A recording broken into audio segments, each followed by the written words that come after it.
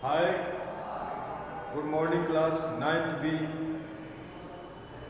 How are you?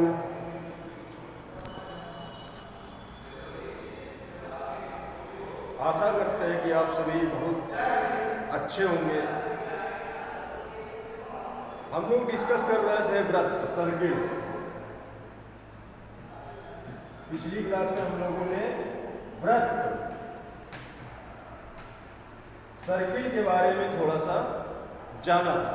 अब थोड़ा सा इसको बेसिक से फिर डिस्कस करते हुए एक्सरसाइज करेंगे। तो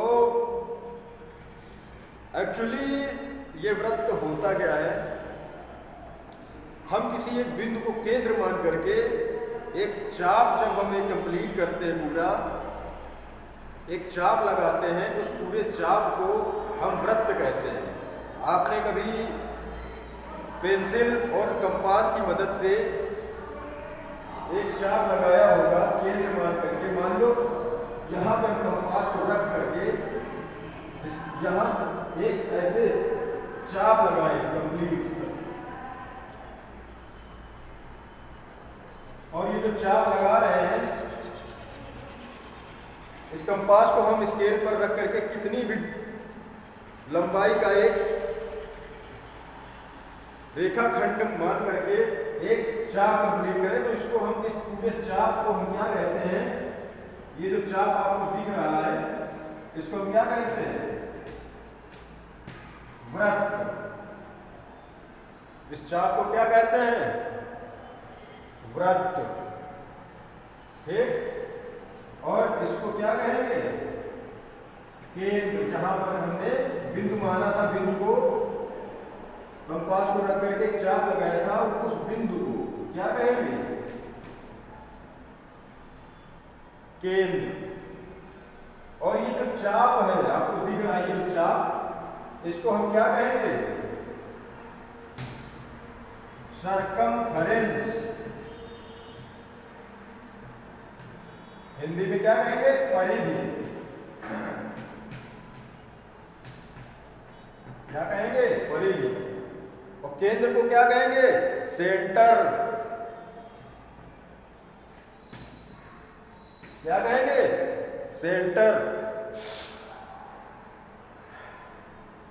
अब देखिए आप लोग, एक वृत्त में कई सारी चीजें होती हैं, कई सारे भाग होते हैं। जैसे अब हम अगर बात करें किसकी, एक वृत्त में त्रिज्या की बात करें, त्रिज्या क्या होती है? ये जो केंद्र है और इस केंद्र से ये जो परिधि है आपकी, ये इस परिधि तक की ये जो दूरी है, इसको क्या कहेंगे? त्रिज्या। और ये जो दूरी होती है केंद्र से परिधि तक की, ये हर जगह, हर बिंदु में, परिधि के हर एक बिंदु में, हर एक बिंदु से ये दूरी क्या होती है? बराबर होती है। जैसे चाहे इस बिंदु पे, चाहे इस बिंदु से, चाहे इस बिंदु से, चाहे इस बिंदु से, चाहे इस बिंदु से, ये सारी दूरी क्या होगी? हर जगह समान होगी। मतलब कहने का तात्पर्य ये है कि वृत्त की त्रिज्या हर जगह क्या रहेगी? समान रहेगी। अगर ये 2 सेंटीमीटर का अगर हमने ये रेखाखंड लिया है, ये यहाँ तक की दूरी, केंद्र से परिधि तक की दूरी 2 सेंटीमीटर है, तो हर जगह ये क्या रहेगी? समान रहेगी। ठीक है। हर जगह यहाँ से यहाँ तक की दूरी, किसी भी बिंदु पे, परिधि के किसी भी बिंदु पे केंद्र तक की दूरी क्या रहेगी? समान रहेगी। और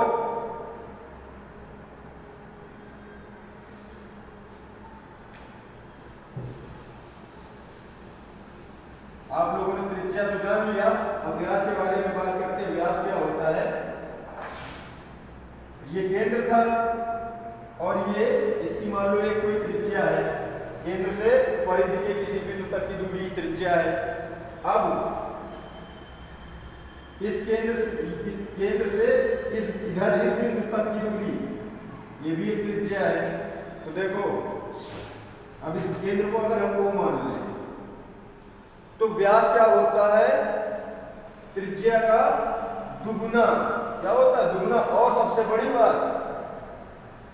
बात, ये जो व्यास होगा परिधि के किन्हीं 2 बिंदुओं को क्या करेगा?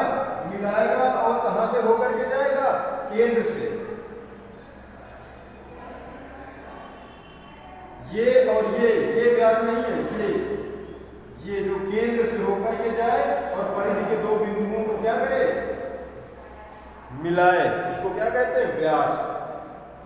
और व्यास को क्या कहते हैं इंग्लिश में, डायामीटर। डायामीटर। और बताएं, देखो, और व्यास को क्या किससे रिप्रेजेंट करेंगे हम लोग, स्मॉल डी से। डायामीटर का डी ले लिया, स्मॉल। और जो हमारा त्रिज्या थी, ये त्रिज्या, ये कोई भी, इसको इंग्लिश में क्या कहेंगे, रेडियस। इसका क्या लेंगे, आर। ठीक है, रेडियस का आर ले लेंगे और यहां डायमीटर का डी ले लेंगे। ठीक। और जो हमारी त्रिज्या होती है वो व्यास की क्या होती है, आधी। जो त्रिज्या है हमारी, देखो ये पूरा है व्यास। अब इस व्यास को अगर आधा कर दें, केंद्र से यहां तक की दूरी क्या कहलाएगी, त्रिज्या। तो आर जो त्रिज्या हमारी है वो व्यास की क्या होती है, आधी होती है। या यूं कहें कि जो व्यास होता है हमारा वो क्या है, त्रिज्या का 2 गुना होता है ना। बात तो एक ही है ना। चलिए,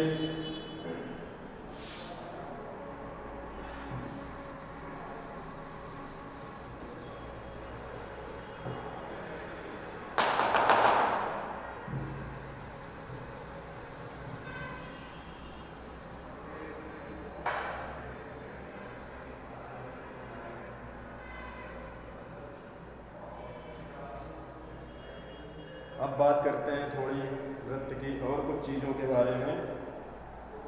कि सबसे पहली चीज़ तो फार्मूला है। देखिए, ये जो परिधि है, वृत्त की परिधि, ये किससे हम, इसका फार्मूला क्या है, किससे हम निकालते हैं, 2 पाई आर।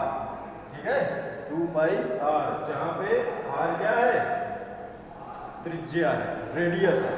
और पाई का मान क्या लेंगे हम लोग, पाई की वैल्यू क्या लेंगे, पाई एक क्या है, कांस्टेंट है। ठीक है, जिसका एक नियत मान होता है हमेशा, क्या, 22/7।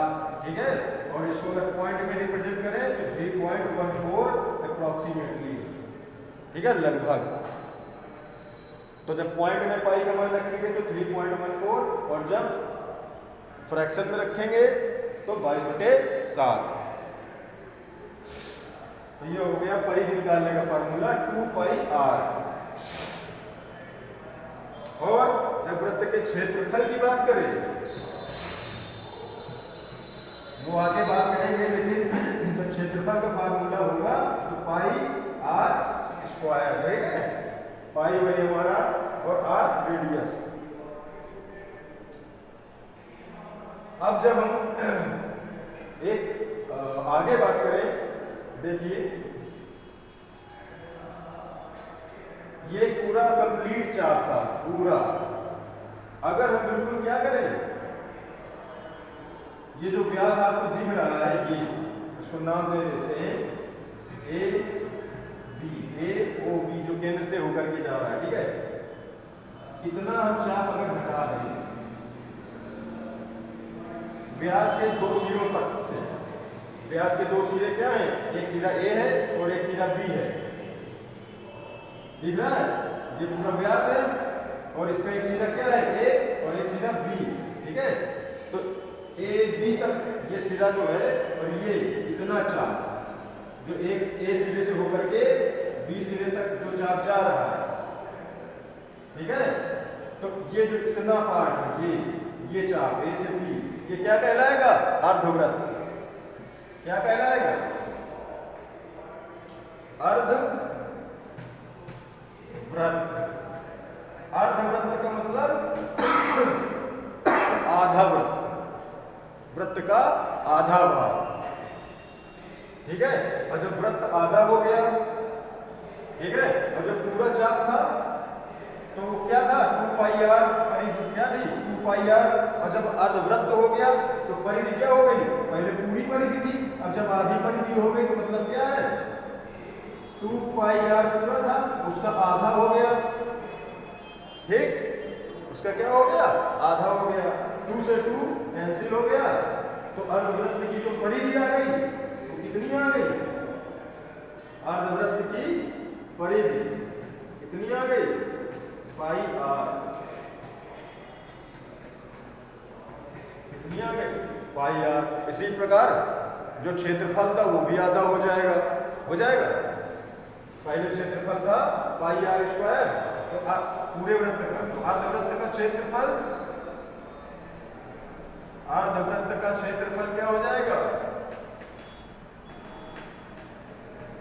पाई आर स्क्वायर डिवाइडेड बाई 2, 2 से भाग दे देंगे आधा करने के लिए।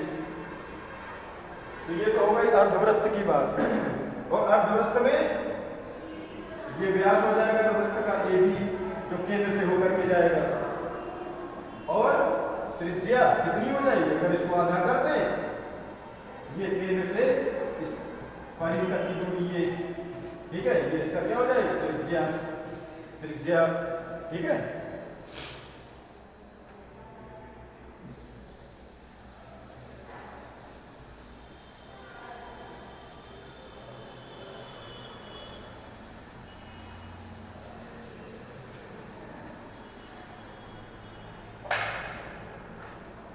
अब बात करते हैं लघुचाप और दीर्घचाप।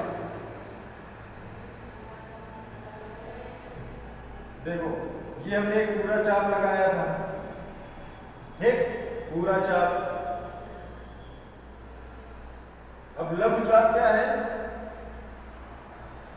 अगर हम यहां से क्या करें, ए और बी, इतना चाप हम क्या करें, इस वृत्तखंड, इस वृत्त से इतना चाप हम क्या करें, निकाल लें, अगर इतना डिवाइड कर लें, ए बी एक दीर्घ चाप और लघु चाप में, क्या मतलब, देखो ए बी, ये क्या कहलाएगा, ये चाप का चिन्ह है, ए बी, ये आपको छोटा दिख रहा है ना, इससे, इस वाले चाप से, ये वाला, इसको क्या कहेंगे, लघु चाप।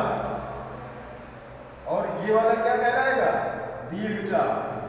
ए, और एक काम करो, यहां पर भी एक पॉइंट और कोई ले लो, P, तो ए पी बी ये कहलाएगा आपका दीर्घ चाप, वो दीर्घ चाप, और ये ए बी इतना, ये कहलाएगा लघु चाप, और ये ए बी और दीर्घ चाप, ये हो जाएगा दीर्घ चाप, और ये लघु चाप। और बेटा देखो,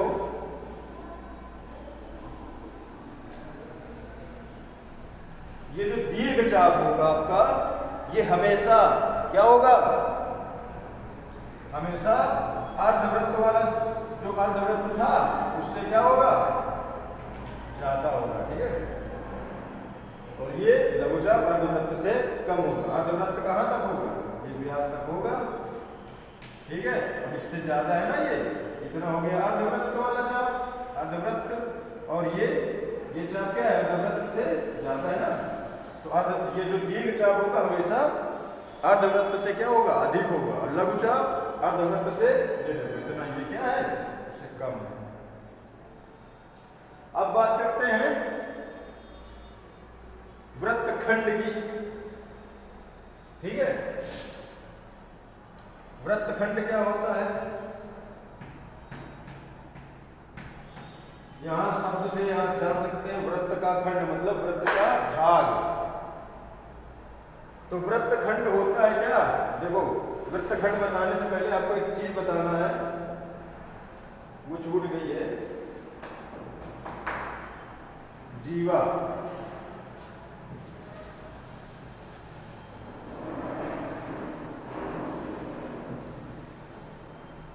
देखो परिधि के किन्हीं दो बिंदुओं को मिलाने वाला रेखाखंड क्या कहलाएगा, वृत्त का जीवा। परिधि ये है पूरी, इसके दो बिंदु, ये बिंदु सबसे छोटा, ये सारे क्या कहलाएंगे, वृत्त की जीवा। ये सारे क्या है, वृत्त की जीवा। और इस तरह अनंत खींची जा सकती है, एक वृत्त में अनंत जीवाएं होती हैं, अनंत जीवा, जीवा को क्या बोलते हैं इंग्लिश में? कॉर्ड। क्या बोलते हैं? कॉर्ड। ये जीवा, ये सारी जीवाएं हैं जो परिधि के दो बिंदुओं को मिलाती हैं। और वृत्त की ये भी मिला रही है, व्यास हमारी जो बताया था पहले, ये वृत्त परिधि के इस बिंदु से इस बिंदु को, लेकिन कहां से होकर के जा रही है? केंद्र से। तो सबसे बड़ी जीवा व्यास हो गई हमारी, ठीक है। ये जीवा सबसे बड़ी जीवा है वृत्त की। तो ये बात हमेशा याद रखना, वृत्त का व्यास क्या होता है? वृत्त का व्यास वृत्त की सबसे बड़ी क्या होती है? जीवा।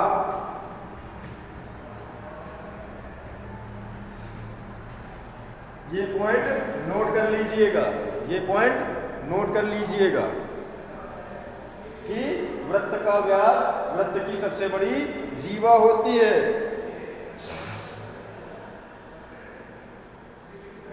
बस अंतर क्या है?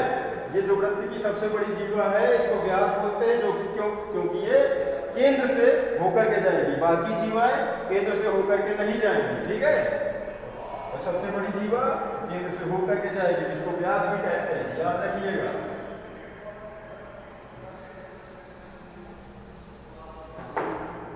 तो जीवा किसे कहते हैं? परिधि के इन्हीं दो बिंदुओं को मिलाने वाला रेखाखंड वृत्त का जीवा कहलाता है, ठीक है। परिधि के किन्हीं दो बिंदुओं को मिलाने वाला रेखाखंड वृत्त का जीवा कहलाता है, ठीक है। अब वृत्तखंड की बात आप करते हैं। देखो वृत्तखंड क्या होता है?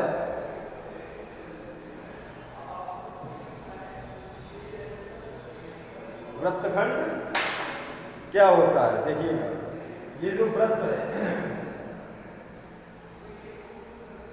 ठीक है, वृत्त है, इसका ये केंद्र हो गया, ठीक है। और वृत्तखंड अगर हम क्या कर लें, एक जीवा खींचे, किन्हीं दो बिंदुओं को मिला के, देखो परिधि के किन्हीं दो बिंदुओं को मिला के जीवा खींचा, इसको जीवा कहते हैं ना, परिधि के दो बिंदु मिलाने वाले रेखाखंड को। इसको नाम दिया जीवा का AB, ठीक है। तो क्या कहलाएगा ये इतना भाग, ये जीवा सहित, जीवा और ये चाप, ये, ठीक है, ये पूरा, ये क्या कहलाएगा? वृत्तखंड। और ये भी, ये जीवा है ना, ये जीवा के साथ ये वाला भाग, ये भी कहलाएगा वृत्तखंड। लेकिन ये वाला जो वृत्तखंड है ये कहलाएगा लघु। लघु मतलब छोटा। और ये वाला भाग क्या है? दीर्घ वृत्तखंड। दीर्घ वृत्तखंड। तो वृत्तखंड क्या है? वृत्तखंड की परिभाषा क्या है? कि एक जीवा के साथ और एक चाप, ठीक है, इतना भाग वृत्त का वृत्तखंड कहलाता है, ठीक है। और दूसरी चीज, अगर ये जो अर्धवृत्त हमने पहले बताया था, ये भी तो जीवा है ना वृत्त की, व्यास, तो इतना अर्धवृत्त, तो ये भी वृत्तखंड है, ये भी वृत्तखंड है, ठीक है, लेकिन लघु दीर्घ नहीं है, क्या है? समान वृत्तखंड है। अगर इतना हटा दें, ठीक है, तो ये व्यास है, व्यास भी एक जीवा है, तो व्यास और यह जीवा और ये इतना चाप, ये भी अर्धवृत्त भी एक वृत्तखंड है, ठीक है। लेकिन उस वृत्तखंड को क्या कह देंगे? लघु दीर्घ नहीं कहते, उस वृत्तखंड को क्या कहेंगे? व्यास और चाप के साथ वाले को अर्धवृत्त कहेंगे, ठीक है। और ये बात हो गई, ठीक है। अब आते हैं, किसकी बात करेंगे? त्रिज्य खंड। इसकी त्रिज्य खंड, जिसको इंग्लिश में क्या बोलते हैं? सेक्टर। वृत्तखंड की बात समझ में आई आप लोगों को? अब बात करेंगे सेक्टर या त्रिज्य खंड। त्रिज्य खंड, ठीक है। तो त्रिज्य खंड क्या होता है? कोई चाप ले ले, ए और बी, इतना चाप ले लिया, पूरे चाप में से ए बी, ये लघु चाप, ठीक है, इतना चाप ले लिया, और इस केंद्र से एक ये त्रिज्या हमने खींची इस चाप के सिरे पर, और यही त्रिज्या हमने दूसरे सिरे पर खींची, चाप का जो दूसरा सिरा है ना P, उस पर भी खींचा। तो ये दो त्रिज्याएं हो गई, ठीक है। और ये चाप, इतना भाग क्या कहलाएगा? त्रिज्यखंड। और ये भी भाग क्या कहलाएगा? त्रिज्यखंड, क्योंकि ये भी तो चाप है, ये दीर्घ चाप है, ये लघु चाप है। तो ये दीर्घ चाप APB मान लो, APB ये दीर्घ चाप है। तो इस दीर्घ चाप के एक सिरे पर एक त्रिज्या ये आई और एक त्रिज्या B सिरे पर ये आई, तो ये भी तो क्या है? त्रिज्यखंड है। ये दो त्रिज्या और एक चाप इधर भी है, दो त्रिज्या एक चाप इधर भी है। तो ये वाला जो भाग है ये क्या कहलाएगा? लघु त्रिज्यखंड, ठीक है, लघु त्रिज्यखंड, ठीक है। ये वाला भाग क्या कहलाएगा? लघु त्रिज्यखंड। और ये वाला भाग दीर्घ त्रिज्यखंड, और इसको बोलेंगे माइनर सेक्टर। और वो वाला, ये वाला पार्ट क्या है? मेजर सेक्टर, ठीक है। तो स्टूडेंट्स, आज के लिए इतना पर्याप्त है। बाकी एक्सरसाइज हम नेक्स्ट लेक्चर में एक्सरसाइज हम लोग कंप्लीट करेंगे। Okay, thank you all of you.